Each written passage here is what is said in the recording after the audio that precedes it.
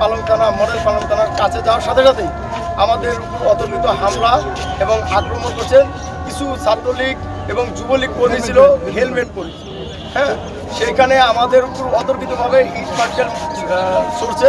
সেখানে আমাদের ছাত্রদল 4-5 জনের উপরে আহত হয়েছে। কমিটিটা নিয়ে এখন অনুমোদন করা হয়েছে। এই কমিটিতে যে যুব দলের সেক্রেটারি ক্যান্ডিডেট, যার 2টা ছেলে আছে, যে 2000 ব্যাচে আমাদের বাপ সমতুল্য, সে এখন কীভাবে ছাত্র দলের কমিটিতে আসে? বিগত দিনে তারা আওয়ামী লীগের সুযোগ সুবিধা নিয়ে রাজনীতি করেছে।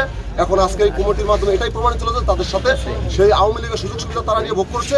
এখন তাদের উপর ভর করছে আওয়ামী লীগের কিছু লোকজন সুযোগ সুবিধা নেওয়ার জন্য পাতারা করছে। আমরা এই কমিটি মানি না।